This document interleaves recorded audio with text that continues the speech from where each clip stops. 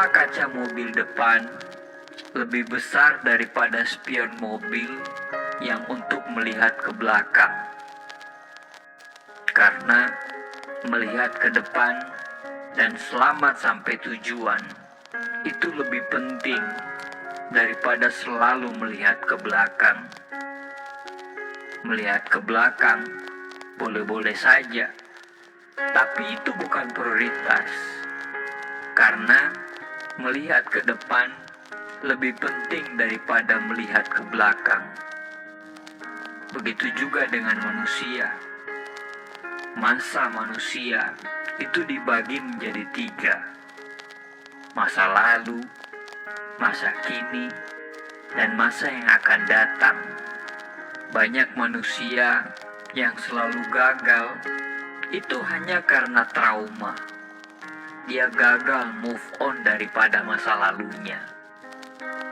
Banyak sekali kejadian di masa lalu, baik itu tentang kesedihan maupun keberhasilan.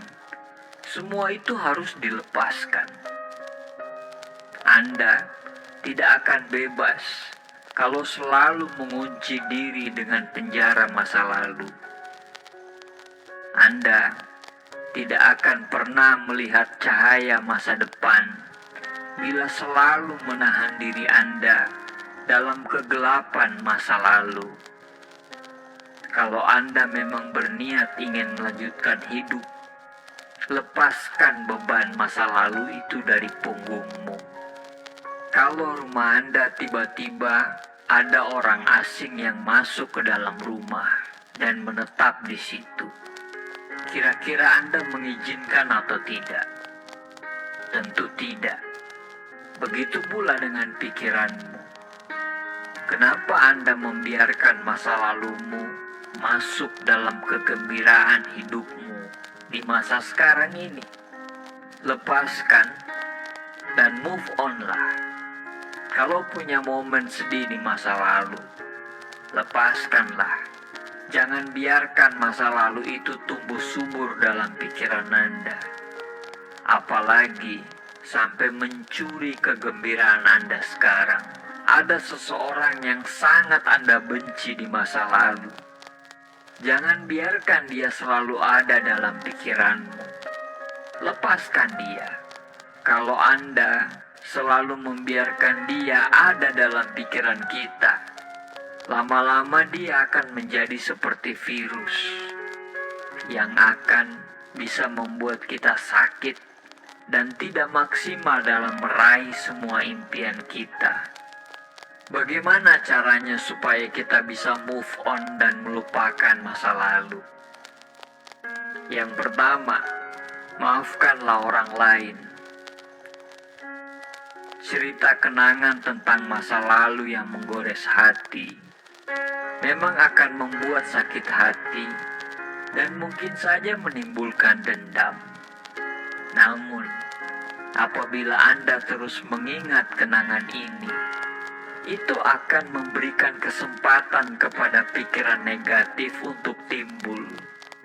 Oleh karena itu, kita harus mau memaafkan orang lain, meskipun Anda tidak merasa bersalah.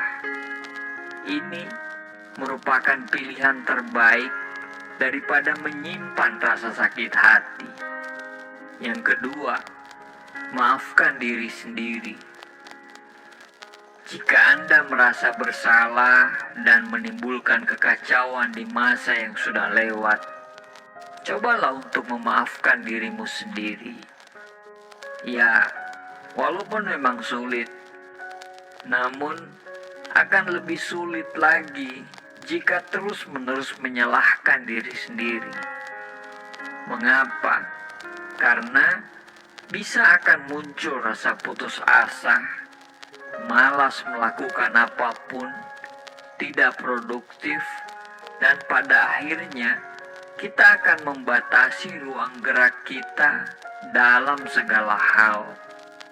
Jadi, mulailah untuk mencoba memaafkan diri sendiri, apapun kesalahan yang pernah kita lakukan.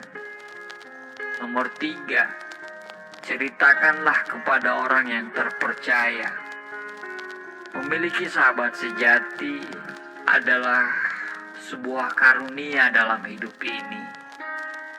Memiliki sahabat sejati akan membuat Anda akan lebih tenang menghadapi masalah. Seperti halnya dalam melupakan masa lalu. Ceritakan saja kepada orang-orang yang Anda percaya. Cobalah meminta masukan dari mereka. Percayalah, dengan berbagi cerita seperti itu akan membuat Anda lebih lega dari sebelumnya. Yang keempat, menangislah sepuasnya. Kadang, orang yang melupakan kejadian menyakitkan di masa lalu akan menangis sepuasnya. Artinya, menangis saja kalau ingin menangis, tanpa perlu ditahan. Menangis saja sepuasnya, karena itu akan sangat melegakan. Jika muncul kenangan itu kembali, Anda boleh menangis lagi, tapi secukupnya saja. Kurangilah intensitasnya hingga di satu titik, Anda tidak perlu menangis sama sekali untuk mengingat kejadian tersebut. Nomor 5, bertemanlah dengan masa lalu. Kalau melupakan adalah hal yang sulit untuk dilakukan, bagaimana jika berteman dengan masa lalu? Trauma masa lalu memang sungguh menyakitkan dan tidak mudah dilupakan. Di awal, pastinya akan seperti itu. Namun, seiring dengan perjalanan waktu dan setelah melalui berbagai macam proses, lambat laun, masa lalu akan menjadi teman setia.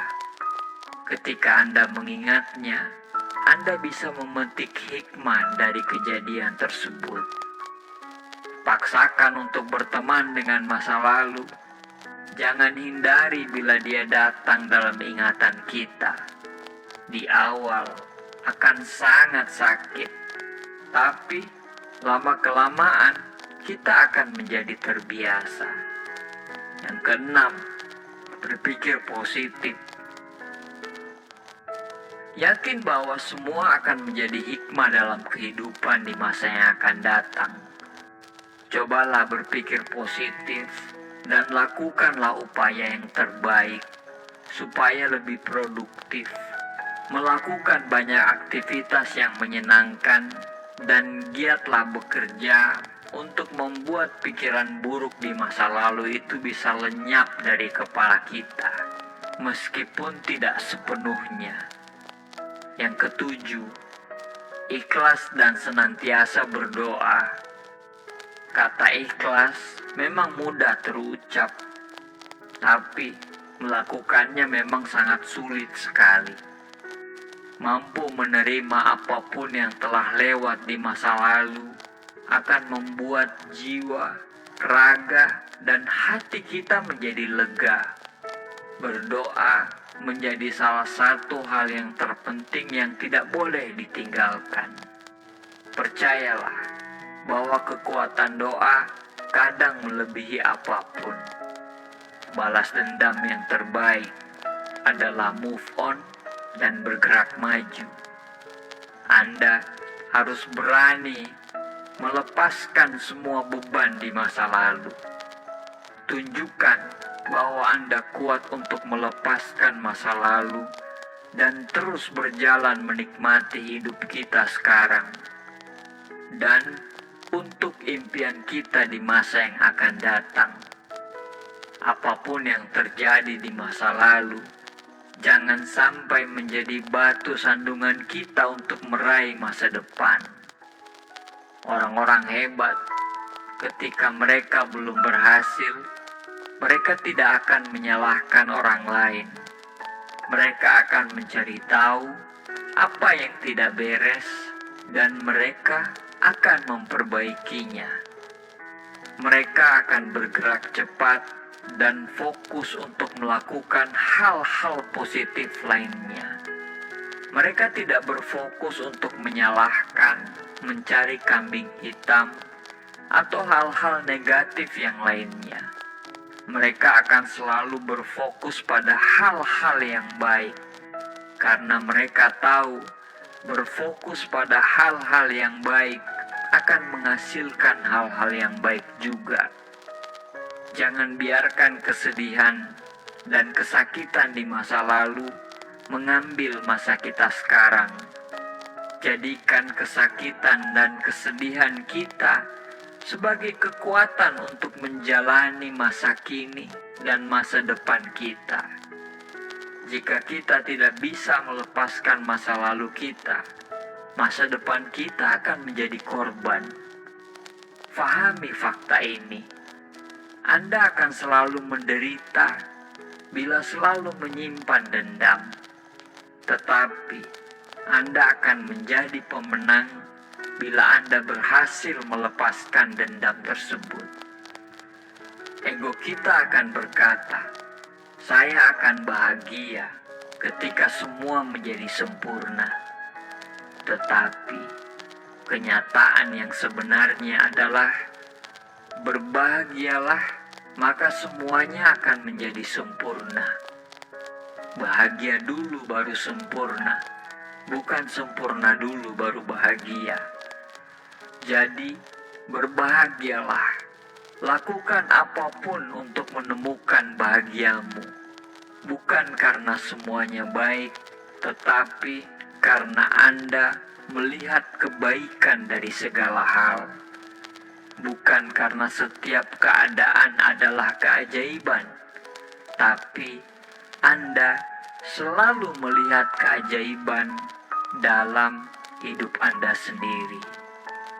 Albert Einstein berkata, hanya 2 cara untuk menjalani hidup ini. Yang pertama, seolah-olah tidak ada keajaiban dalam hidup kita. Atau yang kedua, segala hal bisa menjadi keajaiban. Terima kasih. Semoga Allah selalu bersama kita.